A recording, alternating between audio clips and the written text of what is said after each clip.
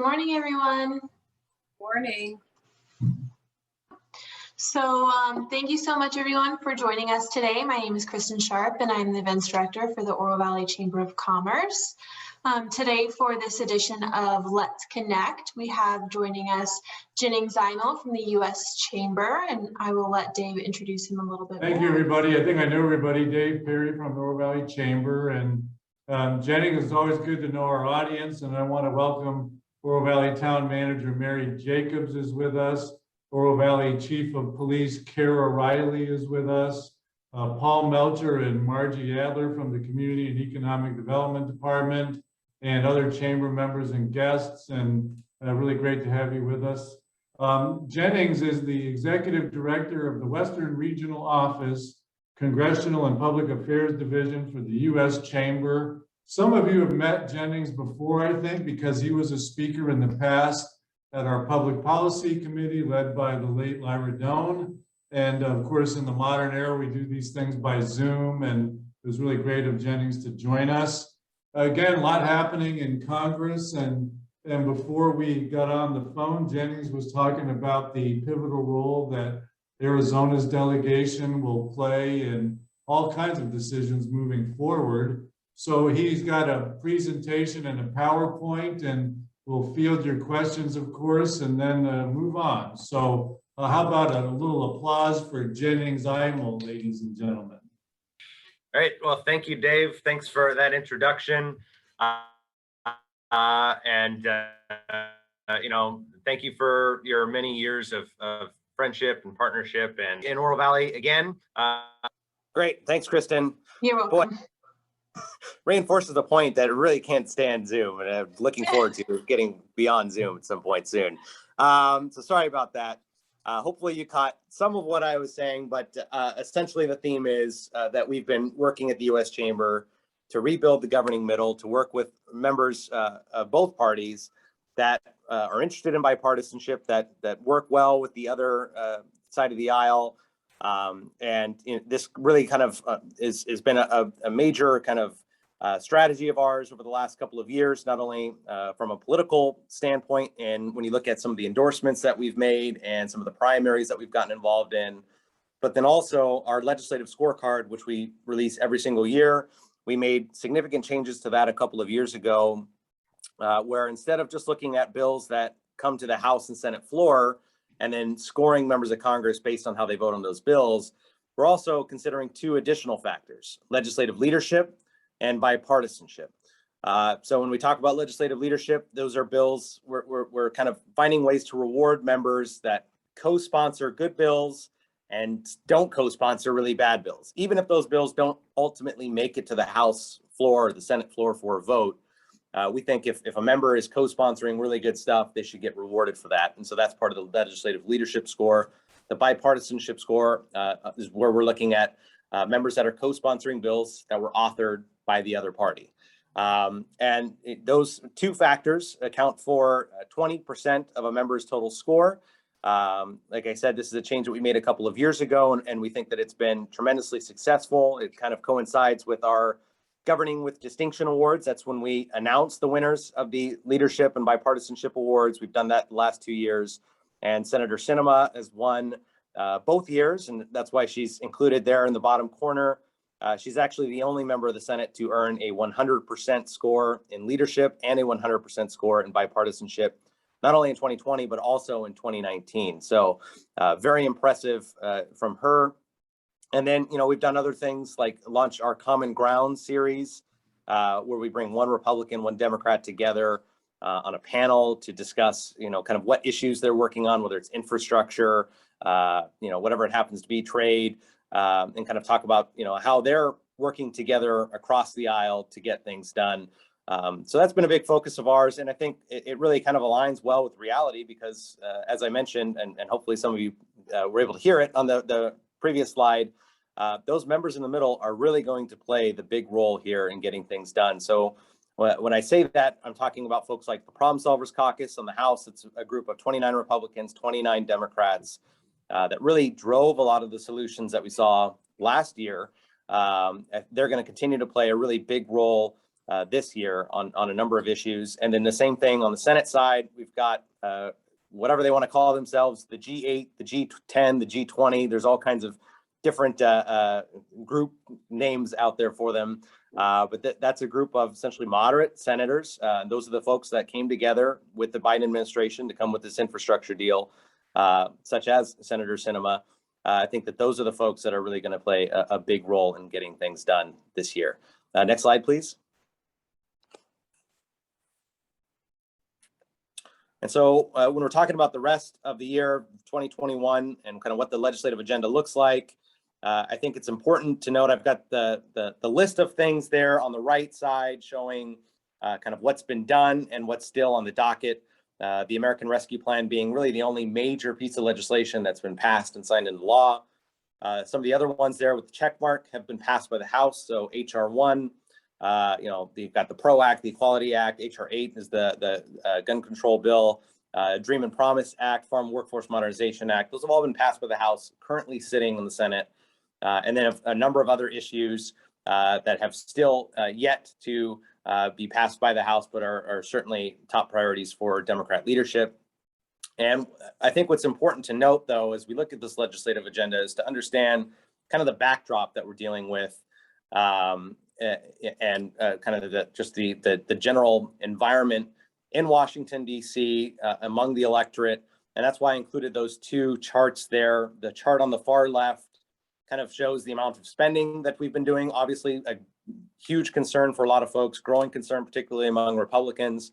The fact that we've spent something like $6 trillion in response to the COVID-19 pandemic. So that continues to be a major factor in driving kind of where Republicans are on issues and a lot of their reluctance to support any more additional spending, big spending measures for this year.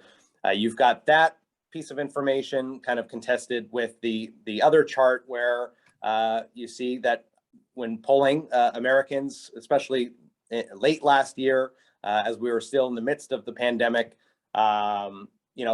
Americans were actually looking to the government for solutions. And I think not just this poll that was from September of last year, but other polls that we've seen since then, we're seeing record Americans saying that they want the government to do more. They think the government should be more involved and provide more solutions. And I think that Democrats kind of look at pieces of information like that and say that this is kind of their golden moment, their opportunity to push some of the progressive agenda, to push expansion of some of these government programs that they've wanted to push. And so that really kind of underlies a lot of the agenda that we're seeing coming out from the Democrat Party on both the House and the Senate side. But just interesting competing factors where you've got that. And then, of course, you've got mounting concerns about spending and inflation, particularly on the Republican side. So just kind of underlying themes to look out for as we look at the legislative agenda for this year. Next slide, please. So when we're talking about the agenda, of course, one of the biggest issues that's been talked about, certainly a big priority of ours at the U.S. Chamber, is the infrastructure package.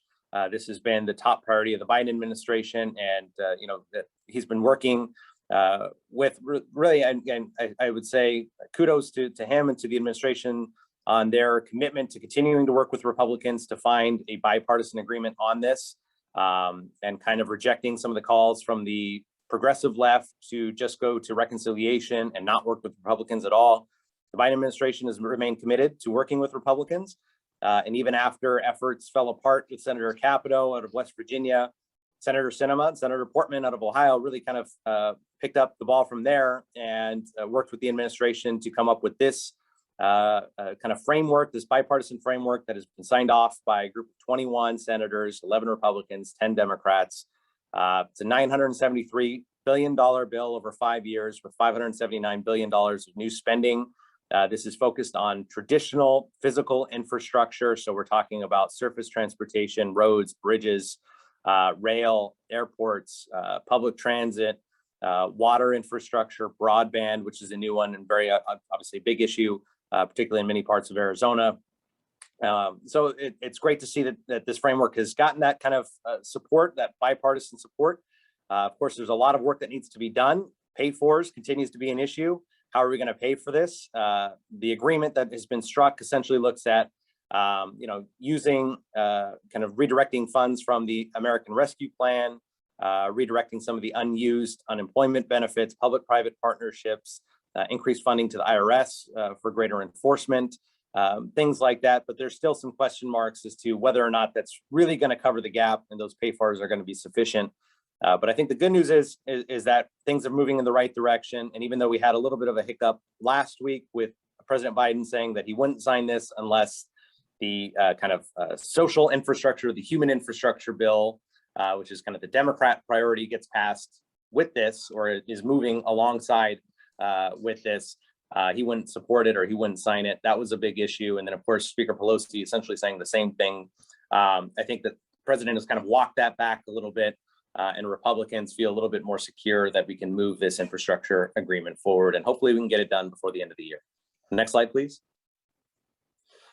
And then speaking of human infrastructure, that's the American Families Plan. This is essentially the next thing that Democrats want to look at after the bipartisan bill. It includes anywhere between 3 trillion, 4 trillion. Kind of numbers are very much in flux right now. But essentially a lot of spending on new programs for universal preschool, free community college, things like that, various tax credits as well, childcare. So this is a big focus, and I think it's going to be a big focus going into the fall. Democrats have made it clear that they want to pursue this via reconciliation, which means that they will not need 60 votes. They could just pass this with a simple majority of 51, with Vice President Harris being the tiebreaker. And for the business community, the big concern here is the pay-fors. So the pay-fors on this particular package would be increasing the corporate tax rate, increasing the top individual tax rate back to 39.6%, and increasing the capital gains tax rate as well. So something to really keep an eye on. Next slide, please. And the tax issue is something that we're going to continue to be very much outspoken against. I think you're going to probably see more activity from the U.S. Chamber, not only with Senator Sinema and Kelly on this issue, but perhaps more specifically with members of the House delegation in Arizona, Congressman O'Halloran, Congressman Stanton being very, centrist members that we have good relationships with. I think that you're going to see a lot more activity kind of encouraging them not to support raising the corporate tax rate. And this is a big issue for us. This hits businesses at a time when businesses can probably least afford it as they come out of the pandemic, as they deal with various workforce issues as well. And it's important to note that 95% of C Corps are small businesses, 85% have fewer than 20 employees. These are not big multinational corporations that are going to be hit by a tax increase. They're oftentimes the little guys in little mom and pop shops. So that's kind of, I think, an important note to remember. And if you raise the rate to 28%, which has kind of been one of the proposals that's out there, of course, the current rate being 21%, that puts us right back, essentially leading every other OECD developed nation when it comes to tax rate. And that means the statutory tax rate in the state of Arizona would be 31.5% when you include the state corporate tax rate as well. And that's just that really hurts our competitiveness. So next slide, please. And just kind of continuing with that theme, when you look at just the trend of corporate taxes around the world from the 1980s into today, seeing how the median and mean corporate tax rate across the world has gone down precipitously, and now we're somewhere between the average corporate tax rate being between 20 and 25%. And then the chart on the right showing the United States in red, that actually means that we're still slightly above average when compared to all the other countries in the world and their corporate tax rate. So even after tax reform brought the corporate tax rate down 14%, we're still slightly above average. And of course, rolling that back just hurts our competitiveness even more. Next slide, please.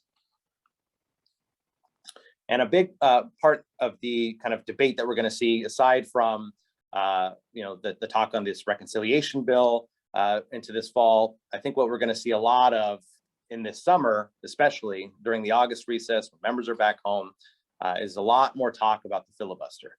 And you all saw a couple slides ago the legislative agenda, how only one bill has been signed into law. A number of bills have passed the House and are sitting on the Senate floor. HR 1, S1, the PRO Act, big kind of high profile bills. And I think that the pressure is going to intensify on Senator Sinema, Senator Kelly, Senator Manchin in West Virginia. You could think of other senators, Senator Rosen up in Nevada, to either eliminate the filibuster or make significant reforms to the filibuster to get some of these bills through. And what that would mean by eliminating the filibuster, of course, we're talking about reducing or eliminating that 60 vote threshold to get things done. And that's called cloture, right? To move from debate on a bill to a vote on a bill requires 60 senators to vote in support. Cloture has been around for over 100 years. We think that it's an integral kind of part of the American Republic and really helps to make things function in the Senate and in a way really speeds up the Senate, right? Because if you can't move from debate to vote, then really you kind of stall everything. And the fact that you have the cloture system allows you to have a dual track method in place where if issues can't get to cloture, if they can't ultimately move to a vote, then the Senate can go ahead and take up something else. So without cloture in place, that really kind of undermines that and really will slow the Senate down to a grind in a lot of ways. But then also, of course, the fact that it allows for responsible governing that kind of leads to consultation from the minority party, buy-in from the minority party. And when you get bipartisan support on issues and buy-in from both parties, that leads to durable, long-lasting legislation. And that's what we want to see. We don't want to see every 2 years, based off of a shift in just a couple of seats in the Senate, wild and dramatic swings potentially in policy. You can imagine just how disruptive that would be to commerce, how disruptive that would be to the business community as we look to plan, years and decades in advance. Doing so would be very difficult, knowing that policy shifts on tax and regulations can go wildly back and forth. So really maintaining that 60 vote threshold is going to be big. It's a major priority of ours at the U.S. Chamber. Senator Sinema has been very outspoken in her support of the filibuster. And I think that we're going to continue to need to kind of provide her cover and show her that we have her back on that issue and that we support her in that endeavor, because she's getting a lot of pressure from progressive groups to support undoing the filibuster, reforming it, eliminating it. So I think that that's going to be a really big issue, especially leading into the August recess when members are back home. Next slide, please. And one of the big issues that really, I think when we look at the filibuster, and what it means to eliminate the filibuster, one of the biggest legislative items that's on the docket that's potentially most threatening to the business community is the PRO Act, the Protecting the Right to Organize Act, which is probably the most radical rewrite of the National Labor Relations Act probably ever. Includes a lot of vehemently kind of anti-business provisions. I've listed a couple of them here. It's certainly not an exhaustive list, but essentially we've got the reintroduction of card check. A lot of you remember that debate from 10 years ago, where you undermine private ballots, right? When a union is attempting to organize a workplace. The Arizona's right to work law would go away with the PRO Act. It would eliminate all right to work laws across the country. It undermines worker privacy by mandating that employers give over the private information of their employees to a union when they're attempting to organize a workplace. Even if it's against the employee's will, the employer has to do that. It adopts California's ABC test for independent contractors. It's a big deal.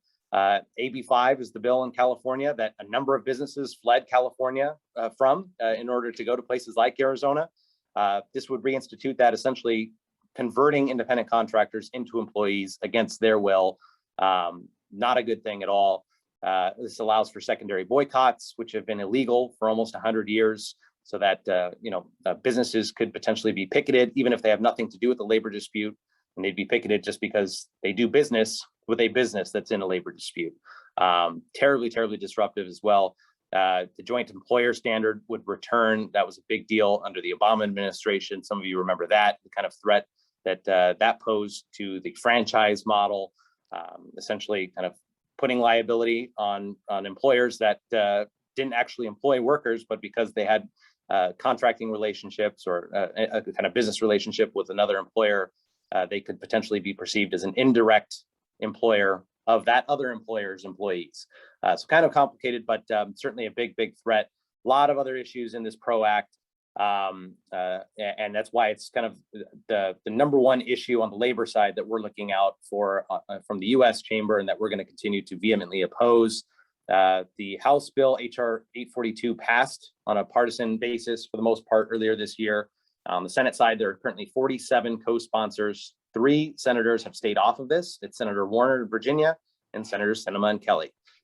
So I think what we're going to continue to need to do is thank them for staying off of this really bad bill, encourage them to continue to stay off of it. And if it does come up for a vote, to ultimately vote no. But this is just really one of those prime examples of a piece of legislation that could very well become law if the filibuster goes away. With the filibuster, there's no way this gets 60 votes. But if the filibuster goes away, cloture goes away, this could potentially get 51 votes and become a real threat to the business community. So I think we're going to need to continue to reach out to Senators Sinema and Kelly on this issue over the next couple of weeks and months, kind of sharing our stories with them on why this is a big issue for the business community. And I think that's going to be key. So next slide, please. And I think that's it for today. That was kind of the last issue I wanted to hit on. I'm happy to take any questions, but I think that the general theme really is that you all are in great position to have really outsized influence with Senator Sinema and Senator Kelly, and kind of outsized influence on what happens in Washington, D.C., because those senators are very much in the middle, are going to play a pivotal role in what gets done. So, we continue to encourage you all to reach out to them, and please look at us as a resource, the U.S. Chamber. Feel free to reach out anytime you need anything from us. My information's there. Reach out to me directly or through Dave, and we'll be happy to help any way we can. Thanks, Jennings, and text your questions to Kristen, please, and I'll ask questions. Jennings, I got a couple of things I wanted to ask about. One of them is about any federal efforts on the minimum wage, what you see happening out of Congress, and what the Chamber's position might be. Sure. Yeah, so the Raise the Wage Act is another major priority. That's raising the wage to $15 an hour. That hasn't moved yet. That continues to be a priority for Democrats in the House. That's one of those bills, though, that's probably not going to be able to get 60 votes in the Senate. That could be potentially a threat if we were to get rid of the filibuster. I could see that being an issue. It's also a bill that could potentially be thrown into other pieces of legislation as well. From the U.S. Chamber's perspective, I mean, this is something that we've been obviously opposed to, but it doesn't mean that we're opposed to raising the minimum wage at all. It's just the $15 an hour number doesn't seem to make a whole lot of sense. It seems to be more of a political number than an economic one. But we're open to having that discussion on raising the minimum wage. Obviously, it hasn't been adjusted in some time, but $15 an hour we think is too high. But as of right now, it doesn't look like it would move anywhere given the Senate makeup, but you never know. And a related thing, that Margie and I go out on calls and visit businesses regularly, and nobody can find employees. We see the federal supplement on unemployment insurance, which goes away in Arizona on the 10th of July. But Margie and I, for example, we were at a restaurant this week, and they're starting people at $13 with zero experience. Even if they have a little experience, they go $14, and commonly those people are making $15. And from my observation, at least in this Southern Arizona environment, the market is driving wage up. What are you all seeing across the country? Yeah, absolutely. That's exactly what we're seing. The market is driving the wages up themselves, and there are some distortions in the market that, quite frankly, shouldn't be there. And that $300 an hour or $300 per week UI supplemental from the federal government is one of them. We've called for ending that, and we commend the state of Arizona for really not just ending it, but repurposing it right into a back to work bonus. We think that doing things like that that are kind of more innovative and providing an incentive for folks to get back to work, we think that sort of thing is really great and going to be really effective. So there are issues like that are out there that continue to be a problem, and I think that we'll see as states begin to phase out their UI benefits, that'll help. And then, of course, as we have that assistance officially end in September of this year, that could help as well. But even then, if we go back to February of 2020, we still had one of the tightest labor markets in history. I think the ratio of open jobs to unemployed individuals looking for work was 1 to 1, essentially. in February of 2020.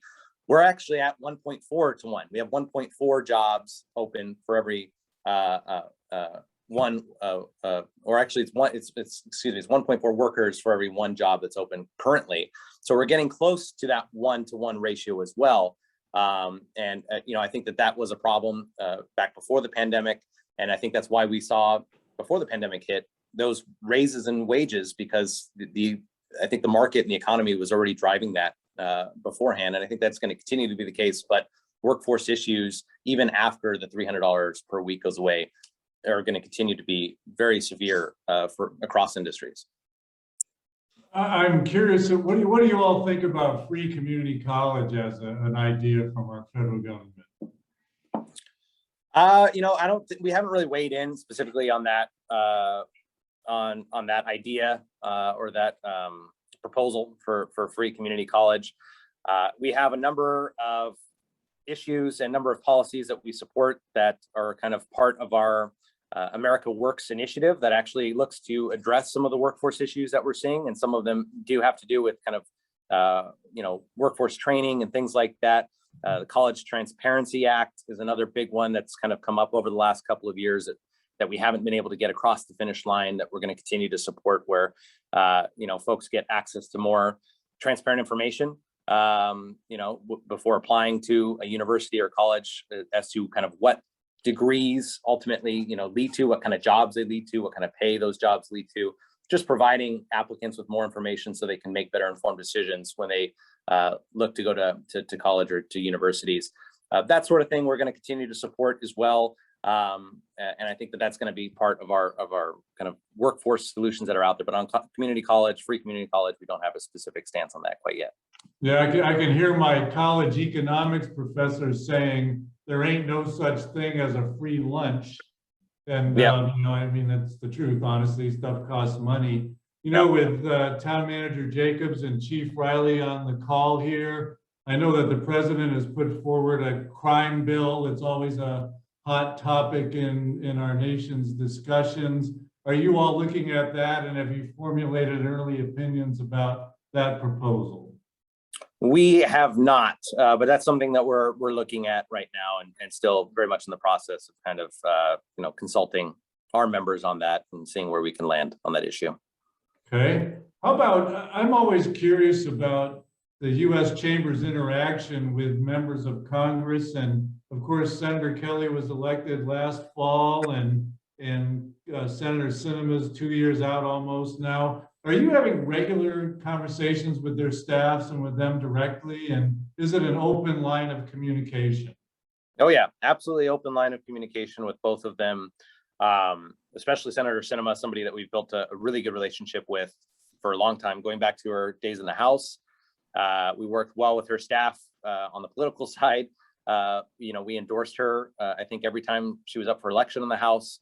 And she's won our Spirit of Enterprise Award, which kind of recognizes her voting record in support of business. She's won that, I think, every year that she's been in DC, going back also to her time in the House. So we work well with her kind of state staff, Michelle Davidson, her state director, as well as her chief. We've got good kind of personal friendships as well in her office. And then same thing for Senator Kelly. Senator Kelly, I know that his state director, I know Luis Heredia, who came over from Congressman Gallego's office pretty well. And we've already, just in the first kind of 6 or 7 months, I've gotten off to a really good start with his office. Super to hear. How about this week, by the way, Congressman O'Halloran has announced that he's opened an office in Oro Valley. He's now at 200 West McGee, right up the road here, and it's great to have him within the district and within our community. Are you communicating with Congressman O'Halloran and other members of the Arizona House delegation as well? Yep, absolutely. I'd say Congressman O'Halloran is one of the top members that we work with. He is the only member in the Arizona delegation that's part of that Problem Solvers Caucus group that I mentioned. He's just a really kind of common sense, bipartisan guy. He used to be a Republican, as you all know, in the state legislature. So he understands the importance of working with both sides and getting things done. So we've really developed a really good relationship with him. Congressman Stanton is another one, quite frankly, who has earned our Spirit of Enterprise Award his first 2 years on record in the House. Has been really good, especially on infrastructure, transportation issues, but also another kind of really common sense, former mayor, guy that wants to get things done and work with both sides. Nice, and you all can bail me out with any questions at any time here, but I'll keep going. Jennings, what has the change been like from the previous administration to this administration in terms of the U.S. Chamber's interaction? That's a good question. I think we're still, this administration is still in the process of kind of filling out some positions across the agencies. I think that there's a little bit more predictability, though, with this administration on issues, even if we don't necessarily agree quite as much as with the previous administration. The previous administration, it was a little bit more erratic sometimes, where they were going to come down on certain things. And with this administration, I think that we have a better understanding, better sense of kind of where they're headed on certain issues. So I think that that's ultimately been helpful. But we continue to, we've got relationships. We had good relationships with the previous administration. Same thing with this administration. We're going to continue to work with them, on issues ranging from infrastructure to trade. Trade's going to continue to be a really big one that we're going to need to push with this administration. That the politics of trade being very, very interesting these days. But yeah, I think we've continued that momentum and have good relationships across the board with this administration. Good, and you mentioned trade, and we run large trade deficits with people that are sort of not our friends, honestly. I read a piece recently that said we're importing more oil now from Russia than we are any other country. I don't know if that's true or not, but are you guys looking at that sort of energy trade balance as something that's critical? Yeah, absolutely. On the energy side, that's one of those issues where, kind of going back to my previous comments, we weren't necessarily surprised. We knew where the administration was going to be on some of these energy issues, but nevertheless have been very disappointed. You look at kind of the cancellation of the Keystone pipeline, and of course they're ultimately pulling out of that project. You look at the ban on kind of new permits, right, for oil and gas on federal lands, new oil and gas development on federal lands. That's the big issue as well that we've been very much opposed to. And we think that that's going to hurt our competitiveness or hurt our ability to produce oil and natural gas. And it does hurt ultimately our energy security as well. I think that those are issues that we've been outspoken on, and we disagree with the administration. And then on trade issues, there's certainly a connection there. On trade, I think the administration still kind of in the process of determining where it's going to be on certain things. We'll see obviously that on China, I think that they're kind of maintaining the same line with China. Tariffs obviously continue to be in place. The Section 301 tariffs against China continue to be in place. Most of the Section 232 tariffs, national security tariffs, continue to be in place. I think they're kind of in somewhat of a wait and see mode to see how they're going to navigate the trade waters, not only with China, but with some of these other countries as well. And we're going to continue to work with them on that too. I had somebody the other day told me with pride that he purchased an electric vehicle, and he said, no more environmental impact. And I wanted to say, well, I don't know if that's exactly correct. I mean, you're getting electricity from some source of generation. I also read that an electric vehicle requires 1 mile of copper wiring.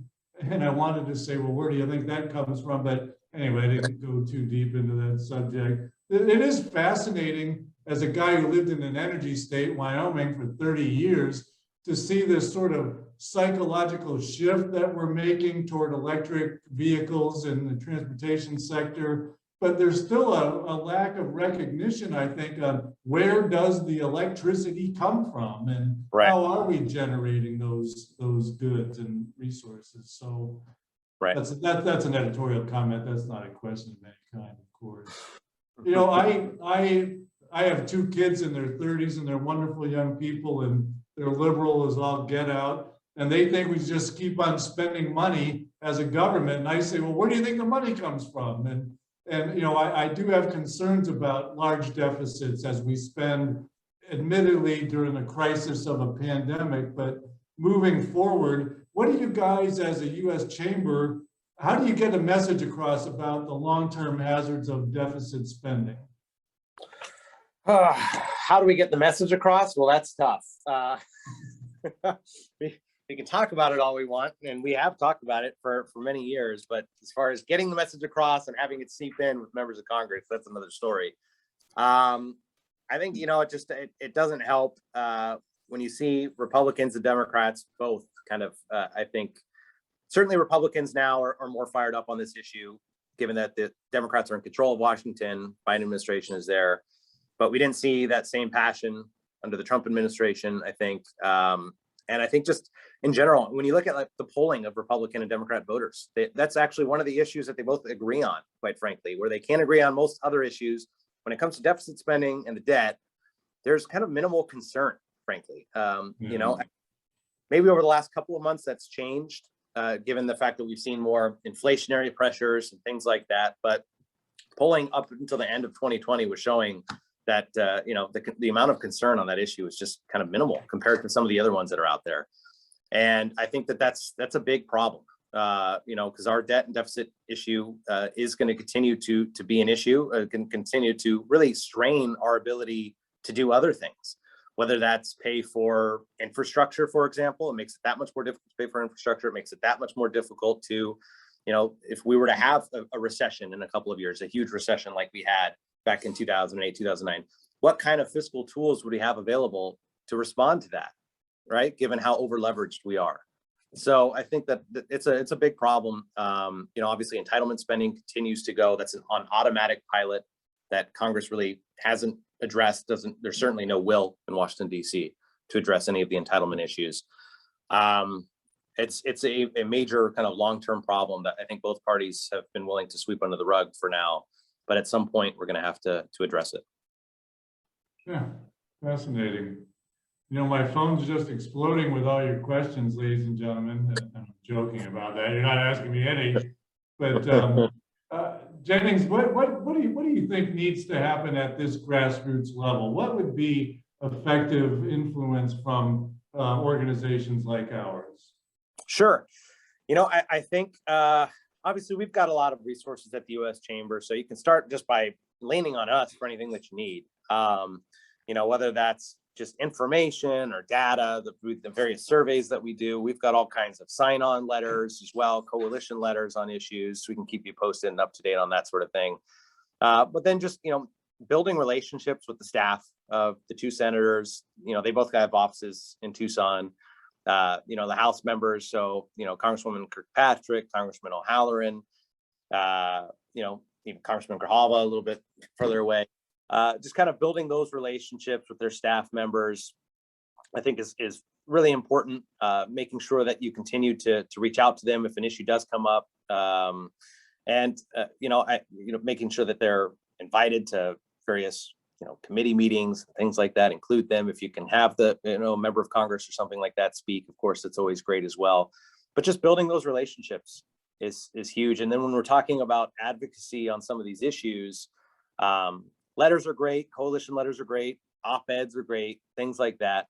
But I think what really kind of stands out are the stories from businesses. So any way that you all can build those relationships with staff, get into meetings with those staff members in their offices on an important issue, and then bring a member of yours that really cares about that issue and have them share their story. I think that goes a long way. That kind of breaks through the noise of, all whatever else they're hearing, right? Of whatever data sets or whatever they're getting from either side. When they hear that personal story from a business owner that has to deal with, an issue like the ABC test, right? I mean, there was a good one. I was on a call just the other day. It was an Arizona business from Carefree that said that she fled California after AB5 because she couldn't have her business needed independent contractors. She no longer could have access to independent contractors. So she fled to Arizona. And that's a great story to take when we're talking about something like the PRO Act. Take that to your senators and say, hey, the PRO Act would compromise my whole business model. I mean, this is California from, and to have this happen in Arizona, that would be devastating. So those kind of stories, I think, really stand out. And you just gave me an idea, Jennings, because, and pardon me, my phone's ringing here. But in April, we did a half-day tour of Oro Valley with Congressman O'Halloran, and he met with representatives of government and business, and then we toured him around with business people as well. And I think I'm going to extend those same invitations to our senators and see if we can get them and spend some time in our community and hear directly from those business people. Yep. Yeah, that's great. Oh, good. Any other questions anybody has, or any questions? Oh, somebody just asked a question. Hold on a minute here. What does the Supreme Court ruling mean for voting in Arizona? And I don't know exactly what that context is. Right. So I think that essentially, I don't. It'd be tough for me to give too much insight on that. From what I read on the Supreme Court ruling, it essentially would enable states that have been pursuing kind of stricter rules on things like ballot harvesting. I think that's kind of one of the more higher profile issues that's been out there. So a lot of states have started to crack down on things like that. Essentially, the Supreme Court, their ruling would give states the ability to continue to pass their own laws that would restrict some of those processes, that have been kind of deemed as, not necessarily kosher or whatever you want to call it, or potentially not good practices for having an election. So I think that that kind of goes along with what we've seen with the state of Georgia, Texas, and other states kind of in the state of Arizona trying to pursue their own election laws. I think that the Supreme Court ruling just kind of makes it easier for them to continue to do that. Yeah. Well, we're about out of time, ladies and gentlemen. Jennings, you know a lot about a lot of stuff, and we appreciate you taking the time and sharing all those insights. And let's do it again in 6 months ago or so and see where we're at. Yep, that sounds good. Count me in. Absolutely. Everybody, thank you all for being here, and we'll have this up on our website and in our newsletter so you can refer to the slides and listen to the interview again if you want to. And thank you again. Everybody have a great day. Thank Great. you. Thanks, everybody.